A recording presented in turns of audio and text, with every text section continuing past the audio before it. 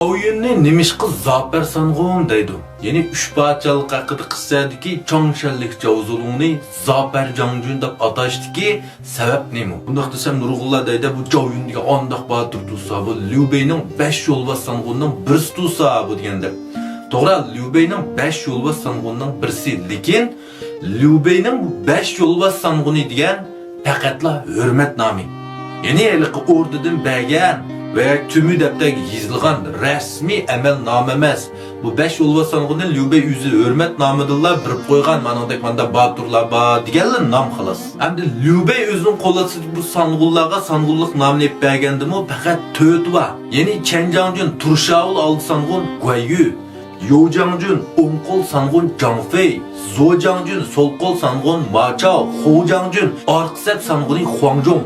Bunun içinde bu yerdeki Zhao Yun yok. Zhao Yun'un bundaq muntizim armisi yok qo'lastida.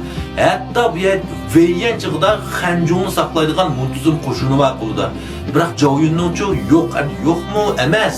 Faqat Liu Bei xos lashkarlardan bir 500 kishilik atrofidagi bir qo'g'dug'chilar atirti var. Bundaq cho'ng qo'shini yo'q. Qo'g'dug'chilar atirtining boshlig'i bu hisobda. Nima bundaq bo'ldi deganda Liu Bei'ning odam tunish, odam ishiltish saviyasining yuqori ekanligini bilsizlar. Liu Bei'ga nisbatan bu yerdagi Zhao Yun sal ishonchsiz.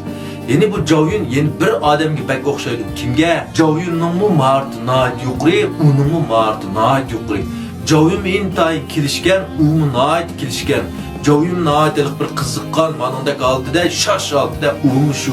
Endi bu kishi ushurg'uluq qo'lib bo'ldi. Hammanglar bilib bo'ldinglar, jondagi birinchi palvon Liu Bu.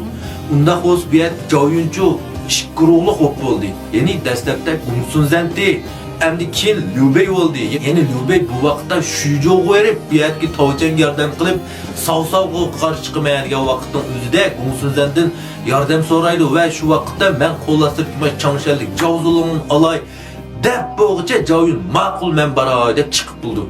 Qaranglar men Zhao Yunni nima ish qildi qildi uchun bak yuzini ko'rsatkisi bor buni. Bir damliq bir shaxsga aylanib ketgisi bor. Endi Liu Bei bilan Shuzhouga bordi, Tavchan yordam qildi. Kim bu ishlar tugagandan keyin chu ketay dedimi? Deb baxmidi. Asli gap bo'yicha chuqum deyish kerak, chunki buningki dastlabki pasibani Gong Sun Zhang. Gong Sun Zhangmi bunga yomonlik qilmagan. Endi bu yerda Liu Bei'ning uningdan ortiq ekanligini ko'riblar ketmay Liu Bei'ning qo'ng'i kirib yurish bilanda Guayu bilan selishtirib bakinglar mashni. Biz vaqtda Liu Bei to'liq vayron bo'lib, hech nimasi yo'q. Berib Yuan Shaoning qo'llasida odatdagi bir odam bo'lib beqinib turyapti. Bu vaqtda Guayuni bu yerga Saosov akilib, buningga Han Shao Houtinglik unvonini berdi. Nurg'un oltin kumush maash verdi, nurg'un qiz cho'kan didaklini verdi, uy zimin mol verdi, hatto chir tumanini berdi. Biroq Guayu qanday qildi? Oxirida Liu Bei'ning hayot ekanligi xabarini faqat hayot ekanligida cho'ng ish qilgan yirik kelgan emas, hayotligini bilibla ketdi. Mana ma'ni sadoqatmanlik deymiz. Biroq bu yerga Zhao Yunchi navadi Zhao Yun shu vaqtda Yushandaga endi ma ish tugidi men Shuzhouga yordam qilma deb kelgan. Endi men asta Gong Sun Zhangdan qo'shib ketay deb og'iz bir qatim degan bo'lsa-mu, Liu Bei uni deb buni deb qilish mumkin edi. Biroq Zhao Yunchi shuning uchun bu yerga Liu Bei Zhao Yunga fursat bermay buni mushunda besib tursa chuqur Liu Bei'ga o'zgarib ketish ehtimolligi 3-otisini tepishi nihoyat cho'ng ehtimollik bor. Shuning uchun Liu Bei bu yerda Zhao Yunga fursat bermadi emas, amaliyat buniki pakaylik mandaq bir yaxshi nomini saqlab qoldi degan tuzuni ko'rsatgan eng cho'ng boturligi nima?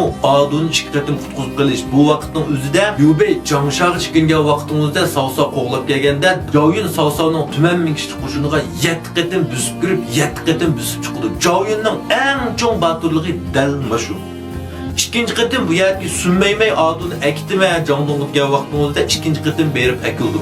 Endi bu yerdagi Zhao Yunning Liu Bei'ga bu shuga ko'rsatgan eng cho'ng to'kpisi shu oduni ikki qatim qutqizib olganligi. Nurg'ullar garchi Zhao Yunga amroq bo'lsangmi, shuning uchun mushundaq sabablar tufaylidan Zhao Yunni Zafer Sangun deyishlik sabab mushu. Shu parchalik haqida qissa to'g'risida yana qanday savollaringiz bo'lsa, pinglunchiga qoldiringlar. Rahmat.